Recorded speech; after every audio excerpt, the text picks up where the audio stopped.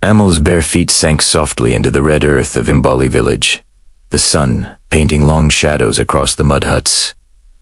It smelled of firewood and cassava. From the moment she could remember, the villagers had whispered behind her back, calling her the cursed one. Even the elders, who held the ancient wisdom of the village, avoided her eyes. The children ran past, laughing cruelly, throwing small stones, as if her presence brought them misfortune. Amel's mother had passed away when she was just 5, leaving her in the care of her distant aunt, who treated her more like a burden than family. Her father had vanished years ago, leaving only a story of shame and misfortune. The village, steeped in tradition, believed in omens and prophecies. A failed harvest, a sick child, or a sudden illness was always Mila's fault. Even the vibrant ceremonies of the village, the drumming nights, the kolanat rituals, the blessings of the elders possessed her Beth, as if she were invisible to the very heartbeat of her community. Yet, there was a spark in Amelie's heart that no curse could quench. While the other girls played by the river, weaving colorful beads into their hair,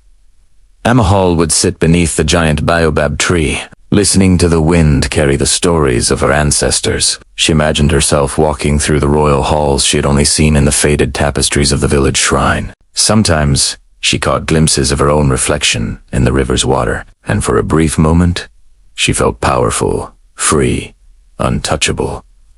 But that spark had to remain hidden. The moment the villagers saw hope or strength in her eyes, the whispers grew louder.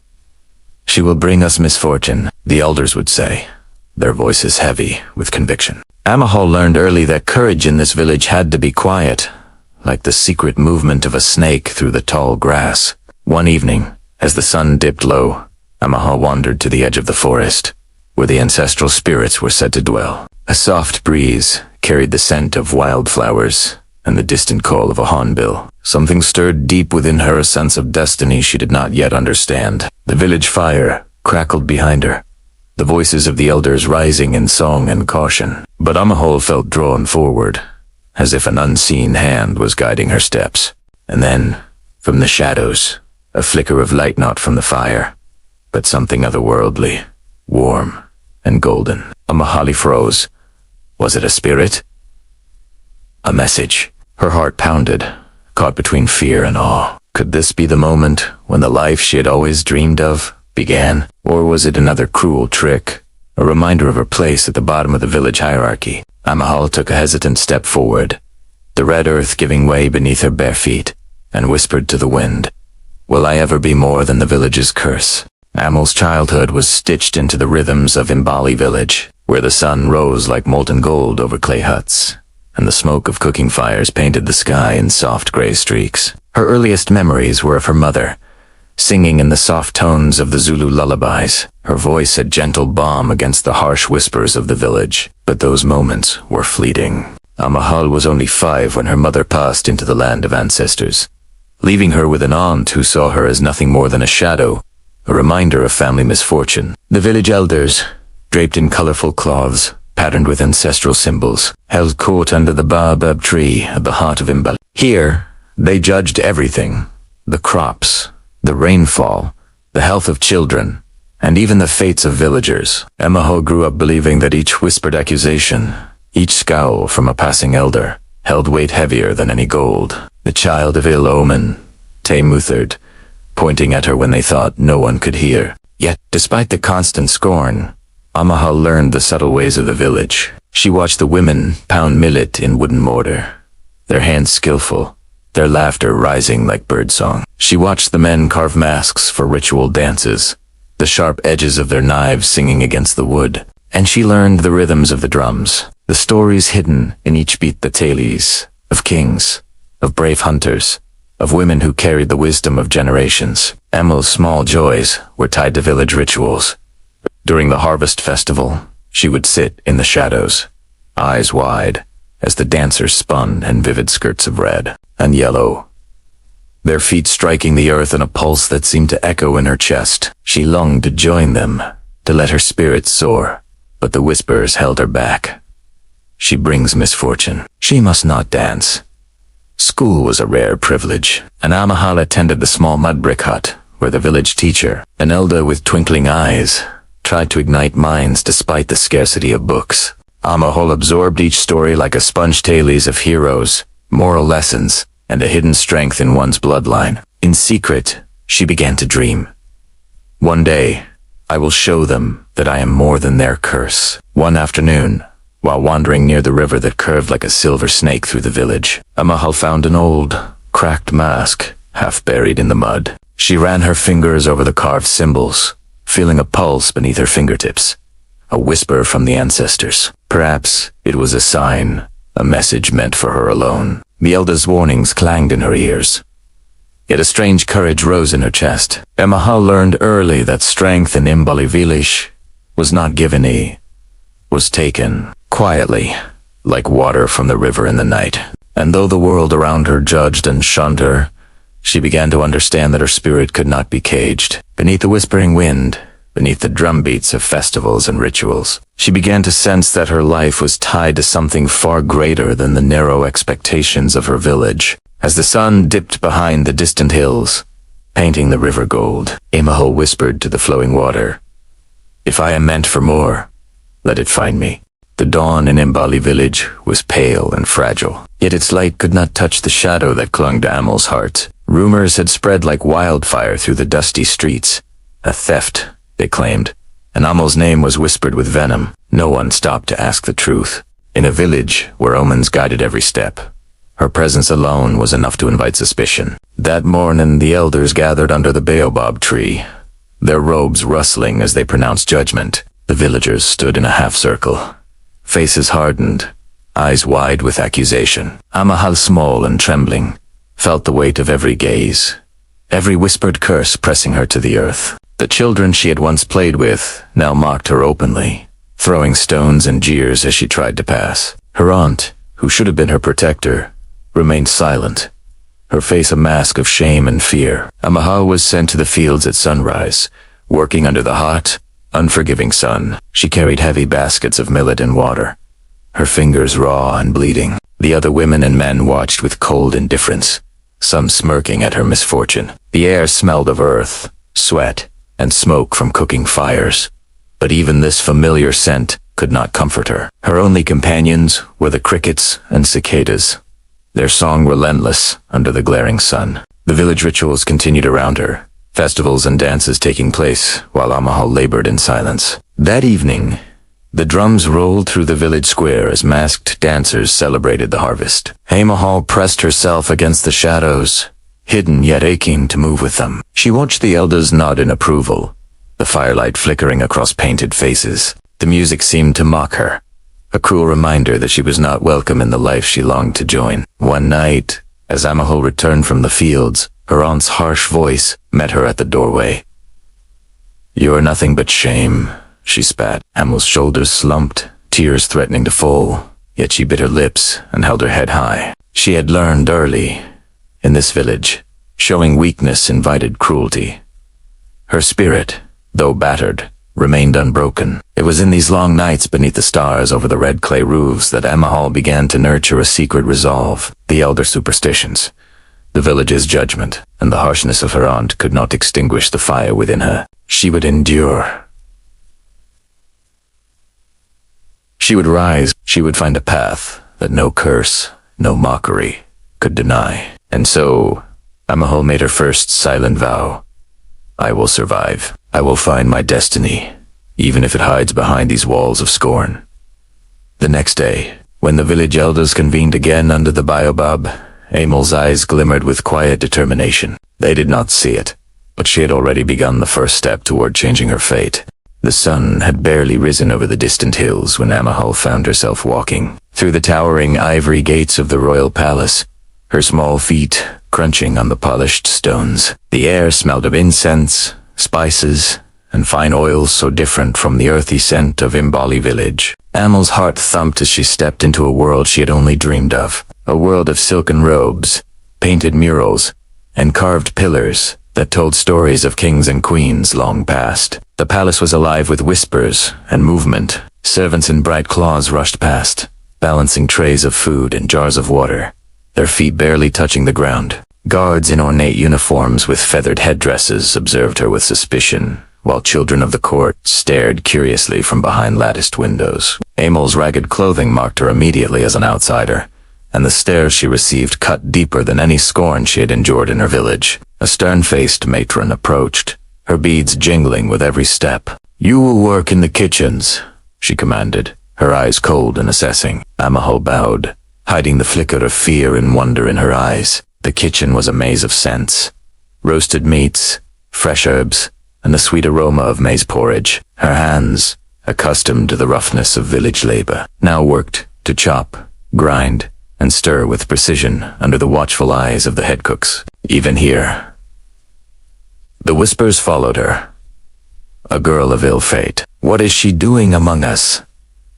But the palace was not entirely cruel. In a quiet corridor, Amahul encountered an elderly woman draped in deep blue cloth, adorned with symbols of ancient wisdom. Her eyes were kind yet penetrating, as if she could see the very pulse of Amel's spirit. "Do not let them fool you," the woman whispered. "Your blood remembers who you are, even if the world has forgotten. Your path is not here yet, but it is coming." Amahul did not fully understand, but something inside her shifted a spark of hope. Faint yet insistent, days turned into weeks. Amahul learned the intricate rules of the palace, who bowed to whom, which words to speak in the presence of royalty, and the subtle hierarchies among servants, guards, and minor nobles. She observed the royal family from afar, noting the strictness of the king, the gentle sway of the queen, and the curious eyes of the princes. Every gesture, every whispered conversation seemed to carry layers of meaning that Amahul was only beginning to decode. At night, she would retreat to the servant quarters, where the walls were thin and the stories of the palace echoed like distant thunder. She began to dream of what lay ahead. Glimpses of golden halls, ancestral symbols, and voices calling her name from shadows. Her heart ached with longing for a life she had not yet earned, but somehow felt was always hers. Amahul understood one thing clearly. This palace, with its grandeur and power, was a crucible. Here, she would either be crushed like the millet in the kitchen mortar of her village or forged into someone greater than she had ever imagined. And deep in her chest, a whisper of destiny pressed against her ribs. "Patience, child. The world will see you soon." Amahul tiptoed through the quiet halls of the palace, the moonlight spilling silver patterns across the polished floor. She had begun noticing small things. Symbols carved into the wooden pillars, whispers of the servants speaking in coded phrases, and the way the elders seemed to glance at her with recognition hidden behind polite masks. One evening, as she carried a tray of fruits to the queen's chamber, a folded parchment slipped from a high shelf, landing at her feet. Curiosity overpowered caution. She unfolded it, revealing intricate markings and a faded seal, the emblem of a long-forgotten royal bloodline.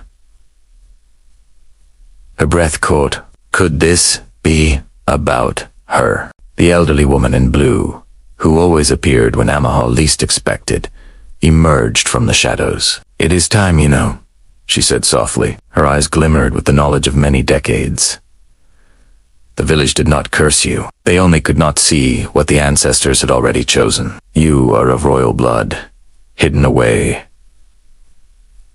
to protect you. Your fate has always been intertwined with this palace." Amel's hands trembled as she traced the symbols on the parchment. Dreams she had once dismissed, visions of golden halls, whispered names, ancestral faces now made sense. The whispers from the village, the laughter that once tormented her, had been the first threads of a tapestry that stretched far beyond her understanding. In the following days, she began to notice more signs. A pendant hidden in her mother's belongings that matched the queen's family crest carvings in the baobab tree at the village edge, resembling symbols in the palace archives, and servants quietly bowing their heads as she passed. Each revelation pressed on her heart, a mixture of awe and fear. Could she embrace such a destiny? Or would the weight of expectation crush her spirit? One night Amahul dreamt of a mother standing beneath the ancestral baobab, surrounded by golden light.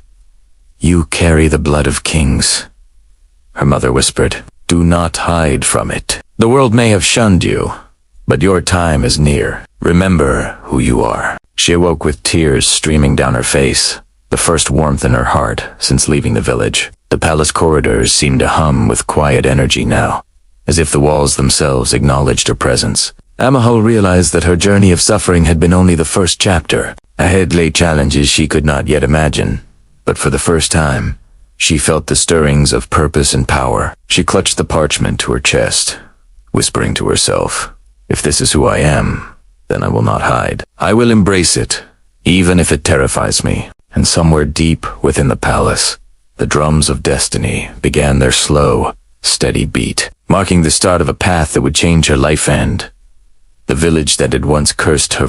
Emil's days in the palace grew heavier with knowledge and responsibility. The whispers of her hidden lineage had begun to circulate quietly among the servants and minor royals. Some eyes softened in respect, while others glimmered with jealousy and suspicion. Every corner of the palace seemed to watch her, every smile masking a question. Could this village girl truly belong here? One morning, the queen summoned her. Amahol stepped into the grand hall, the golden light catching the intricate carvings of past rulers. The queen's gaze was piercing yet calm. "The time has come for you to learn the truth fully," she said. She revealed an ancient chest containing letters, ceremonial cloths, and a small crown that once belonged to Amahol's mother, a crown hidden during a time of conflict and exile. Emil's heart raced. The blood of kings pulsed through her veins in a way she could finally feel. But revelation brought resistance. The palace was a labyrinth of hierarchy and tradition. Elders who had long governed minor affairs whispered that a girl of village birth could not wield influence. The princes, unsure of her place, tested her with tasks meant to embarrass and belittle her, deciphering old ceremonial texts, managing palace ceremonies, and learning the intricate steps of the royal dance. Every challenge was a subtle trap, a way to prove she did not belong. Amahel felt the familiar pang of humiliation and isolation, yet this time it was different. She carried the knowledge of her bloodline like a hidden flame. She moved with quiet confidence, observing the palace rituals, the ebb and flow of power, and the subtle gestures of those who held authority. Slowly, she began to anticipate their strategies, to understand the rhythm of palace life as if she had been born for it. One evening, as drums echoed from the central courtyard, Amahol discovered a secret passage behind a tapestry. The walls were etched with stories of rulers who had been exiled,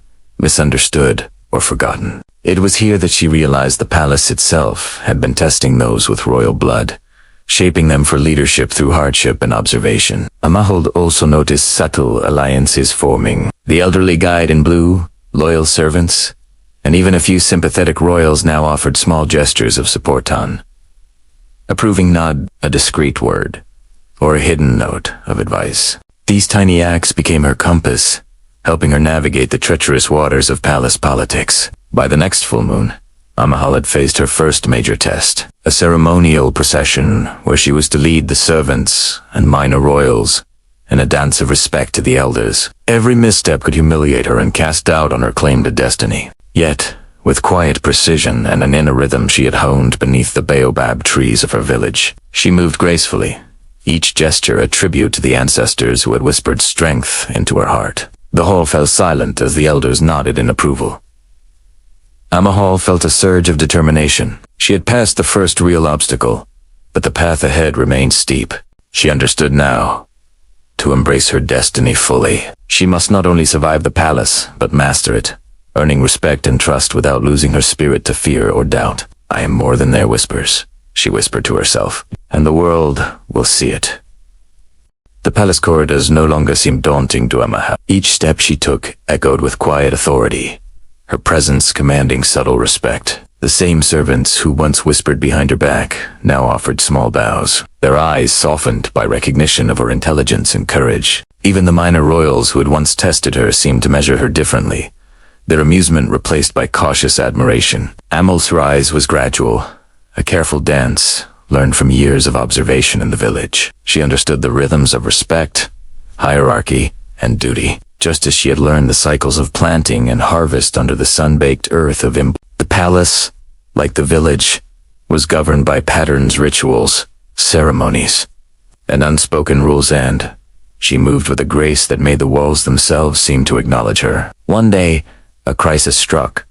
A dispute between palace officials threatened the smooth harvest tribute from the villagers. Amahal stepped forward, drawing on the lessons she had learned as a child, mediating disputes among the village children and listening to the elders' wisdom. She spoke with calm authority, blending patience with insight, referencing both ancestral traditions and practical solutions. The elders, impressed by her clarity and courage, nodded silently. For the first time, Amahal realized the depth of her influence. Her reputation began to spread beyond the palace halls. Villagers who had once sneered at her name now saw her in their dreams, as if she had become a bridge between the palace and their humble homes. Amal's actions reminded everyone that strength is measured not by birth or status, but by courage, wisdom, and compassion. Yet her rise was not without trials. Rivals still whispered, plotting to undermine her. Jealous nobles tried to set her tasks, designed for failure. Amahal endured, drawing strength from the lessons of the villagee. The quiet patience, the resilience of women pounding millet, the determination of hunters tracking elusive prey. She had learned to endure humiliation silently and transform it into wisdom. The first moment of true emotional victory came during the Festival of Ancestors, when Amahal was chosen to lead a ceremonial dance that honored the spirits of the royal lineage. Her movements were precise, yet fluid, carrying the rhythm of the drums that reminded her of the nights under the baobab tree. The elders, observing from their elevated seats, whispered among themselves in awe. Even the most skeptical royals bowed their heads in recognition. Amel's heart swelled, not with pride, but with humble gratitude. She understood that respect was earned through service, wisdom, and courage. She had bridged the gap between the village that had once cursed her and the palace that had hidden her destiny. The morning sun spilled golden light over the palace courtyard, illuminating the carved pillars that told stories of kings and queens long past. Amahal stood at the center, her heart steady, her gaze firm. Today, all hidden truths would be revealed. The elders, nobles, and even villagers summoned for the occasion watched in silence. Anticipation and curiosity etched across their faces. The queen stepped forward, holding a crimson scroll sealed with the emblem of Amal's ancestors. "The time has come to reveal the truth to all," she announced. The parchment unfurled, telling the story of Amahal's lineage. The daughter of a princess exiled during a time of village conflict, hidden to protect her from those who sought to end her bloodline. The village had never cursed her in truth. They feared what they could not see, and misinterpreted the signs. A hush fell over the crowd. Whispers rippled like the wind through the palace. Villagers who had once pointed fingers and mocked Amahal now stared with astonishment, their eyes wide with shame and wonder. Some fell to their knees, realizing the girl they had rejected was their rightful guide, chosen by destiny and ancestors alike. Amal's mother's crown, preserved through generations, was placed upon her head. Its weight was both physical and spiritual, a reminder of the trials she had endured, the humiliation she had survived, and the destiny she had earned. Amahal felt the presence of her ancestors in the drumbeats that echoed through the courtyard, a chorus of guidance and blessing. A rival noble stepped forward, attempting to challenge her claim, but Emil's calm strength and the acknowledgement of the elders silenced him. Her voice, clear and unwavering, addressed the gathered crowd. "I have endured your whispers, your judgments, and your scorn. Yet it was never I who was cursed. The curse was your blindness to truth, to courage, to the blood that runs through me. Let justice now be seen clearly, without cruelty, without hate." The villagers, struck by her words, bowed in respect. The palace, once a labyrinth of whispers and tests, now recognized her authority. Amahal had not only proven her rightful place, but had transformed the perceptions of those who had doubted her. The elders, nodding solemnly, spoke blessings for her leadership, for the balance she would bring between palace and village. As the sun reached its zenith, Amahal walked through the courtyard, her steps steady, her head held high. The children of the village, once cruel, now ran to greet her, eyes bright with admiration rather than fear. The women who had whispered behind her back now smiled and offered their hands in friendship. Even the rival nobles could not hide their acknowledgement. Her strength, humility, and wisdom had earned their respect. Amahal finally understood the full measure of her journey. The suffering, the exile, the trials all were the forging of a spirit. Her destiny was not only to survive, but to lead, to heal, and to unite. The village that had once cursed her now stood under the light of the destiny she had fulfilled, a living testament to resilience, courage, and the power of truth. The path was never easy, Amahal whispered to herself, feeling the wind carry the voices of her ancestors. But every step brought me here, where I belong.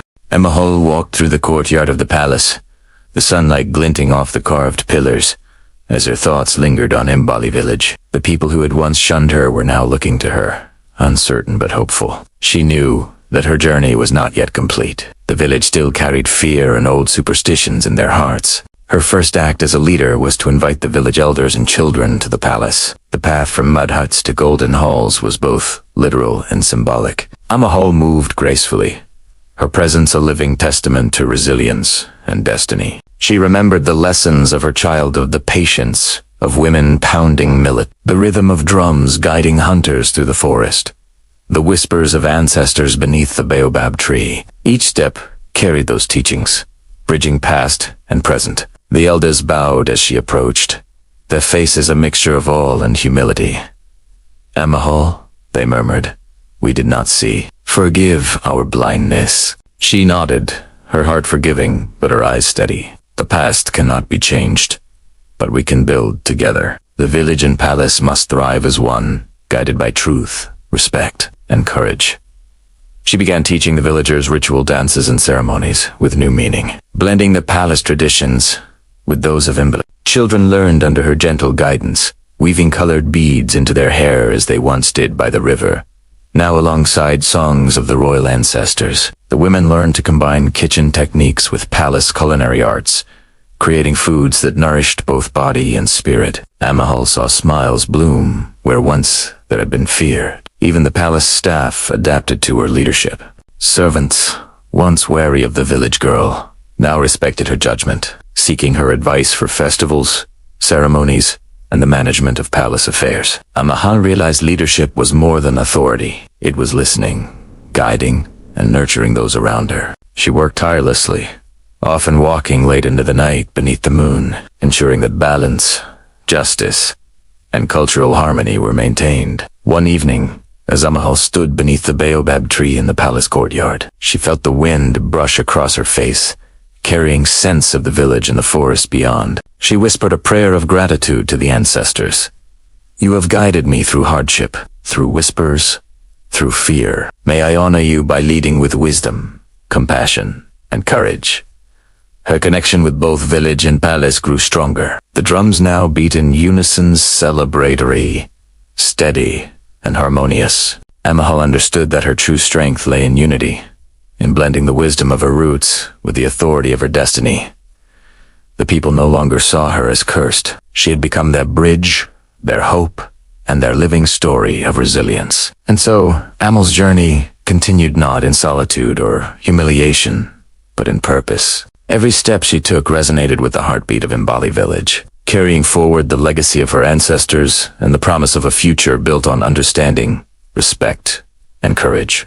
Amahal walked through the muddy lanes of Imbali village, now guided by a retinue of palace attendants who carried baskets of grain and water. The children ran to greet her, their laughter echoing against the walls of the clay huts. Women smiled warmly, offering freshly baked porridge, while elders nodded, their eyes reflecting both pride and humility. The village had changed, but old wounds remained. Amahal could feel the fear and doubt lingering in corners, the memories of whispered curses and judgment. She understood that true healing required more than words. It needed action, patience, and respect for tradition. Amahal began by reviving the old rituals, blending them with lessons learned in the palace. She organized harvest ceremonies, where villagers performed dances alongside palace musicians. The drums echoed through the forest and across the red clay rooftops, a heartbeat uniting the past and present. Children learned songs that told the stories of ancestors, of courage, and of resilience. The elders shared wisdom, guiding Amahal in decisions that strengthened both village and palace. She also rebuilt the village school, using knowledge from the palace archives. Books and scrolls arrived, teaching the children not only reading and writing but also ancestral history, cultural pride, and leadership skills. Amahal watched the eyes of the children sparkle with hope, remembering her own days of silence beneath the baobab tree. Amal's presence bridged the gap between village and palace. Farmers sought her advice on crops. Women asked her guidance in blending traditional remedies with palace medicines. and young adults looked to her for direction in matters of trade and diplomacy. Every action she took, every ceremony she led, reinforced the truth.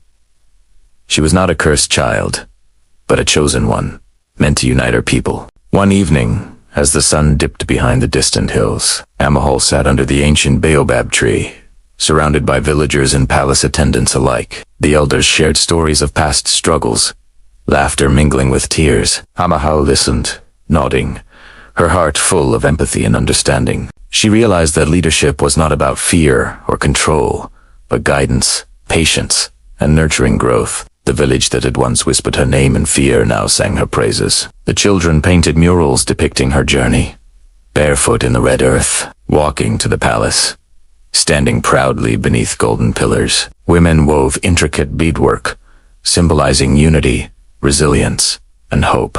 Even the rival nobles acknowledged her wisdom, offering gifts of respect and collaboration. Amahal closed her eyes, feeling the wind carry the scent of wildflowers and the earthy smell of mud huts. The drums of the palace and the river's distant rhythm merged into one, a heartbeat that celebrated life, courage, and destiny fulfilled. She whispered softly to herself, "We are one, the village, the palace, the ancestors, and together we will thrive." Amahal rose with the first light, her bare feet brushing against the cool red earth of the village. The palace bells chimed faintly in the distance, blending with the songs of the morning birds. Today, she had planned to gather in not for ceremony, but for teaching, guiding, and weaving the threads of knowledge that would strengthen both village and palace. The villagers assembled under the ancient baobab tree, its roots deep in the soil as old as the stories themselves. Children squirmed in excitement, eager to hear Amahal speak. Women brought baskets of grain, herbs, and flowers, while the elders watched quietly, waiting to see how the once rejected girl would now lead. Amahal spoke with calm authority, her voice carrying the wisdom of ancestors and experience alike. She taught the villagers how to blend traditional knowledge with the innovations of the palace. New irrigation methods alongside old planting rituals, herbal remedies enhanced with palace-prescribed treatments, and songs of the ancestors synchronized with ceremonial drums to guide planting and harvest cycles. Every lesson carried purpose, practicality, and pride in their shared culture. The children learned not just songs, but morals woven into the rhythm's lessons of courage, honesty, and compassion. Women learned to create art that honored both tradition and royal influence, weaving beads and cloth patterns that told stories of resilience and hope. The elders began to see Amahal not just as a bridge, but as a teacher, a guide, and a living embodiment of destiny fulfilled. Amahal moved quietly among them, offering encouragement, correcting mistakes gently, praising effort, and showing the value of patience and perseverance. The sun rose high, illuminating the courtyard and casting long shadows beneath the baobab. It was a scene of unity, learning, and transformation, where every face reflected trust and hope. Later, Amahal walked along the riverbank where she had once sat as a lonely child, gazing at her reflection. Now, the children played around her, splashing water, laughing freely, unburdened by fear or superstition. She smiled, remembering the whispers, the stones, the cruel laughter that had once marked her as cursed. Everything had changed not through power or vengeance, but through wisdom, courage, and resilience. Even the palace staff and nobles observed quietly from the courtyard edge, noting how Amal's influence had spread. Her leadership was subtle yet powerful, marked by respect and inspiration rather than fear or domination. They began to seek her counsel, realizing that true authority lay in unity, empathy, and vision, not titles alone. As the sun dipped low, Amahal gathered everyone for a final song of the day. Drums echoing the heartbeat of the village, her voice carrying stories of the past, lessons of survival, and promises for the future. The elders joined in, children danced, and the palace attendants clapped in rhythm, creating a harmony that blended heritage, culture, and destiny into one living song. Amahal closed her eyes, feeling the wind brush against her cheeks, carrying the sense of the village and palace alike. She whispered softly, "The journey was long, the trials many, but together we rise. Together we endure. Together we are whole." Amahal walked through the village pathways, the early sun casting golden light on the red clay huts. Her presence no longer drew whispers or fear. Instead, greetings of respect and warmth followed her steps. Women carried baskets of harvest, children ran beside her, and elders nodded in acknowledgement. Every face reflected a growing trust, a recognition of her leadership and wisdom. The palace and village were no longer separate worlds. Amahal had worked tirelessly to bridge the two, creating festivals where palace musicians and village drummers played together, ceremonial dances blending the rhythms of tradition with the grandeur of royalty. The baobab tree at the center of the village became a meeting place for discussions, teaching, and celebration, a symbol of unity and endurance. Amahal introduced community projects, blending village knowledge with palace resources. Water channels were repaired using both ancient techniques and modern designs. Crops thrived under her guidance, and schools taught both literacy and ancestral stories. She encouraged artisans to create beadwork, pottery, and textiles that reflected the shared culture of palace and village, fostering pride and economic growth. Her influence extended even to the palace, where formerly skeptical nobles now sought her counsel. They observed how she resolved disputes with empathy and wisdom, how she led festivals, and how her decisions strengthened both the village and palace. Amal's leadership was quiet but firm, her authority emerging from respect and proven ability rather than fear. Amahal also spent time with the youth, sharing stories of her own trials, teaching them resilience and courage. She told them how she had been scorned, misunderstood, and treated as cursed, yet had embraced her destiny through patience, learning, and the guidance of elders. The children listened with wide eyes, inspired by her journey, understanding that true strength comes from knowledge, empathy, and perseverance. The elders of Imbali village, once wary and critical, now stood proudly beside her, acknowledging her as the link between past and future. They performed rituals in her honor, blending traditional songs with ceremonial drums, their chants echoing across the hills. Amahal joined in, feeling the rhythm of her ancestors guiding her, the pulse of the village in harmony with her own heartbeat. As the day waned, Amahal looked toward the palace from the village edge. The golden towers gleamed in the fading sunlight, and she knew that the bridge she had built between two worlds would endure. Her journey had begun in isolation and scorn, but now she had forged a path of respect, unity, and hope. Amahal knelt beneath the baobab tree, placing her hands on the roots, and whispered softly, "The village, the palace, the ancestors, they are one, and together we will thrive. We are stronger than fear, wiser than doubt, and united in destiny." The drums of the village and palace played in unison, a melody of harmony restored, a testament to Amal's courage, wisdom, and enduring spirit. Amahal stood atop the small hill overlooking Imbali village, the wind tugging gently at her hair. From this vantage, she could see the red clay rooftops glowing in the morning sun, children running along the riverbanks, and women tending the newly planted crops. Everything seemed alive, pulsing with the rhythm of life she had helped restore. The villagers gathered beneath the grand baobab tree, now decorated with woven beads, ceremonial cloths, and small offerings to honor the ancestors. Amahal walked among them, listening as elders shared stories and lessons of the past, each tale echoing with wisdom and courage. She realized that the village's survival depended not only on crops and water, but on the preservation of culture, rituals, and memory. Amahal began teaching the younger generation the old ways, blending them with knowledge she had gained in the palace. Children learned the songs of the ancestors, tracing their lineage through dance and story. They learned to read the sky, the rivers, and the winds, understanding the natural signs their elders had revered for centuries. Amahal watched them with pride. Each child carried a spark of hope, a flame of tradition rekindled. Women in the village worked with Amahal to create new crafts, combining traditional beadwork with palace-inspired patterns.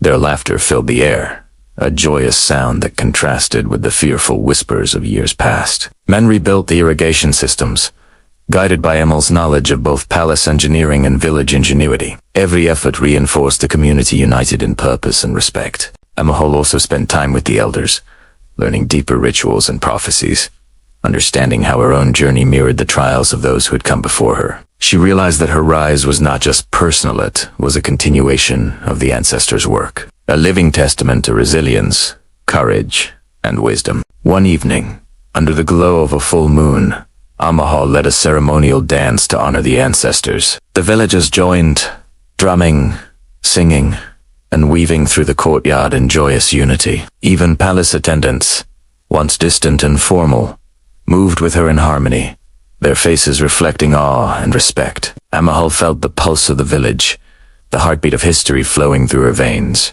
She knelt beneath the baobab tree, touching the earth, and whispered softly, "You have guided me, protected me, and shown me the path. May I honor you by guiding those who come after, by protecting this village, and by carrying your wisdom forward."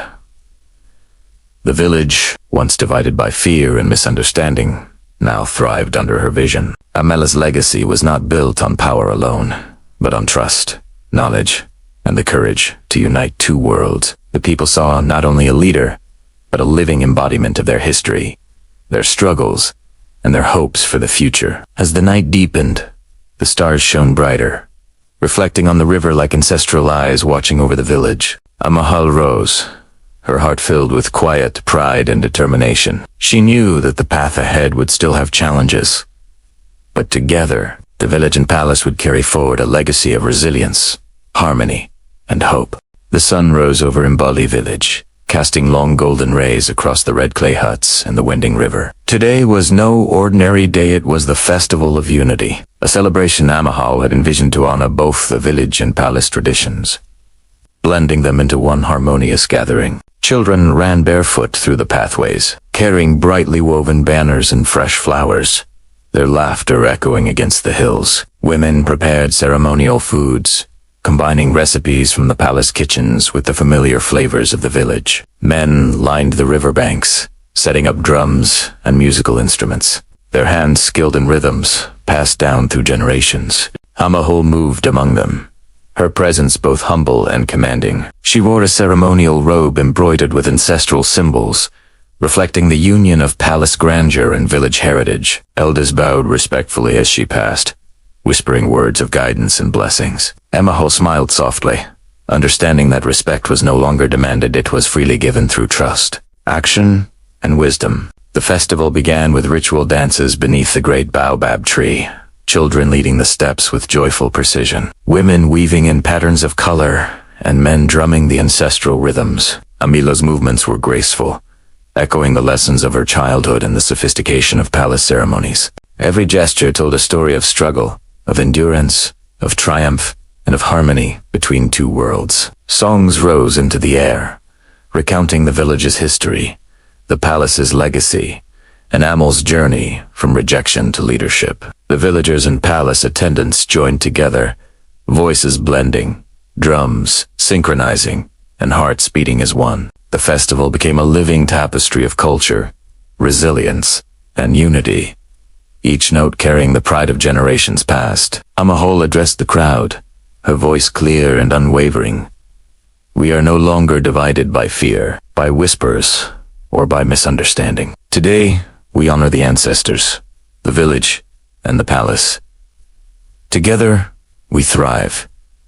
Together, we are as strong. Together, we carry our culture forward." Children clapped and danced, women wept tears of joy, and elders nodded in solemn agreement. Even the rival nobles, now humbled, offered gifts of respect, acknowledging that true leadership stems from courage, empathy, and the ability to unite, not from fear or power alone. As the sun dipped toward the horizon, Amahal walked along the riverbank, observing the community she had nurtured. Boats floated gently, decorated with bright fabrics and lanterns, and families shared stories, laughter, and food. The harmony she had fostered was evident in every interaction, every smile, every song. Amahal knelt beneath the baobab tree one last time that evening.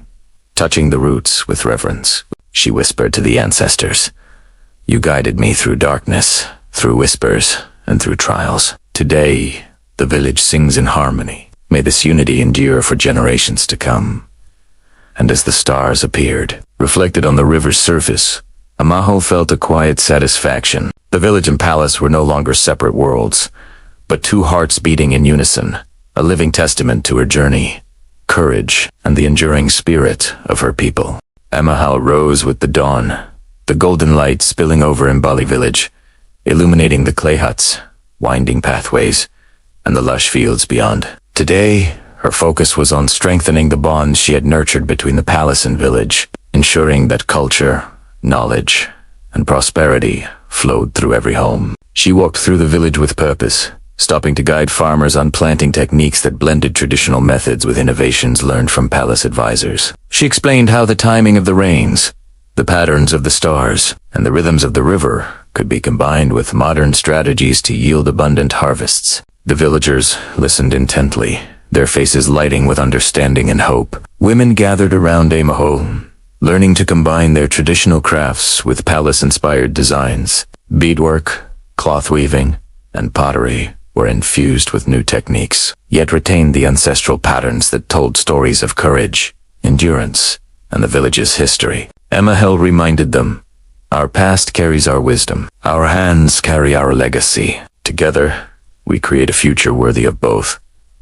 Children ran through the fields, practicing songs and dances Amahal had taught them, blending the palace ceremonial movements with the rhythms of the village drums. Their voices rose in harmony, echoing across the hills, carrying messages of resilience, unity, and hope. Elders watched with pride, some shedding tears, knowing that the next generation was being shaped in honor of both tradition and progress. Amahal also convened the palace council, where she advised nobles and attendants on matters of justice, diplomacy, and communal growth. Her wisdom was sought, not demanded. Her words carried weight because they were rooted in empathy, experience, and cultural understanding. Even former rivals now approached her respectfully, eager to learn and collaborate rather than compete. In the evening, Amahal sat beneath the grand baobab tree. At the heart of the village, the shadows stretching long across the earth. Families gathered around, sharing food, laughter, and stories. She listened attentively, responding with guidance and encouragement, weaving lessons into their everyday lives. It was here that Amahal realized her true role, not merely a leader, but a guardian of culture, a teacher of wisdom, and a bridge between worlds. The village had transformed. Fear and superstition had been replaced by understanding and pride. The palace and village were no longer separate entities, but a living network of knowledge, tradition, and harmony, strengthened through Amal's vision and tireless dedication. The drums of both palace and village beat together now, a heartbeat of unity, echoing through the hills and forests. Amahal looked toward the horizon, the sun setting in fiery hues. She whispered softly to the ancestors, "You have guided me to this place. May the bonds we've forged endure. May our people thrive. And may the spirit of our culture shine in every heart." And in that moment, under the wide African sky, Amahal felt the quiet satisfaction of a leader who had turned trials into triumph, pain into wisdom, and destiny into a legacy that would resonate for generations to come. Amahal stood on the riverbank, watching the golden sun reflect off the flowing waters. The river had once been a place of solitude, where she had sat as a lonely child, dreaming of a life beyond rejection. Now, it was a symbol of connection, linking village and palace, tradition and progress, past and future. She called a meeting beneath the grand baobab tree, inviting elders, village leaders, and palace nobles. Today, Amahal shared her vision, a community where knowledge, culture, and leadership flowed freely between the two worlds. "We are not separate," she said, her voice carrying over the gathered crowd. "The village and the palace are one heart, beating together. Our strength lies in unity, our wisdom and shared experience, and our destiny in harmony."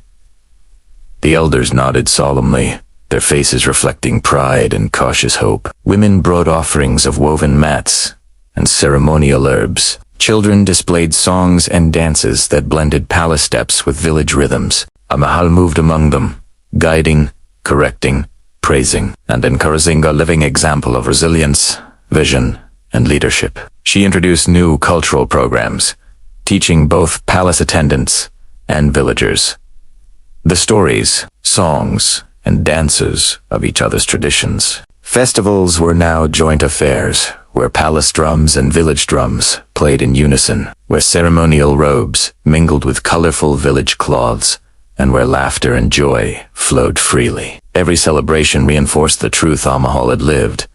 Unity strengthens, fear divides, and respect endures. Amahal also worked to train the youth in leadership, sharing lessons from her own journey. She spoke of courage in the face of rejection, patience in times of trial, and humility in moments of triumph. The children listened, their eyes wide with wonder, absorbing not just stories, but the principles of resilience, wisdom, and service. Even the palace council, once skeptical of the village girl, now sought her guidance. Amahal advised on matters of trade, justice, and diplomacy, showing how village knowledge understanding the land, the seasons, and the people was as valuable as palace strategies. Slowly, mutual respect grew, and collaboration became the foundation of governance. As the sun dipped behind the hills, Amahal walked among the villagers, observing their thriving gardens, bustling markets, and joyful faces. The air was filled with the rhythm of drums and song, a harmony that carried both the weight of history and the promise of the future. She paused beneath the baobab tree, placing her hand on its sturdy roots, whispering softly to the ancestors. "You have guided me. May the lessons we share today endure tomorrow, and may our people walk together, unite in strength and spirit." Amahal looked toward the palace, its golden towers reflecting the last rays of sunlight. She felt a quiet joy, knowing her vision was unfolding. A world where village and palace, past and present, tradition and progress were united in harmony. A living legacy of courage, wisdom, and destiny fulfilled. Amahal walked slowly through Imbali village at dawn, the soft light painting the clay huts in warm gold. Children played along the riverbanks, laughing and chasing one another, while women carried baskets filled with freshly harvested grains. The elders gathered beneath the grand baobab tree, waiting for her words, the guidance that had become a beacon for the entire community. Amahal lifted her eyes toward the assembly, her presence both calm and commanding, shaped by years of trials, triumphs, and destiny fulfilled. She began to speak, her voice carrying the rhythm of the drums in the distance, blending with the whispers of the wind through the baobab leaves. Our village has endured hardship, whispers of fear, and misunderstanding. Yet here we stand united, resilient, and proud of our heritage. The path ahead is ours to shape, guided by the wisdom of our ancestors and the courage within our hearts. She called the youth forward, teaching them the ceremonial dances, ancestral songs, and traditions that would preserve their culture for generations. They moved with confidence, blending palace refinement with the raw energy of village rhythms. Amahal reminded them, leadership is not only in titles, but in action, compassion, and vision. Each of you carries the future of our people. Women approached her, seeking advice on weaving, medicine, and rituals. Amahal shared what she had learned in the palace, blending it with village knowledge, ensuring that every skill carried both tradition and innovation. She encouraged them to teach others, spreading wisdom through community networks. Even the palace attendants and nobles joined in, participating in village projects, learning songs, and helping with ceremonies. Amahal had transformed the once divided worlds into a single, living community, where respect, cooperation, and shared heritage guided daily life. As the sun climbed higher, Amahal moved among the elders, listening to their advice, while subtly shaping the future of governance. She reminded them that every decision must honor the past while nurturing the next generation, preserving the balance between palace and village, between tradition and progress. Later, Amahal stood beneath the ancient baobab tree, watching the reflection of children dancing in the river.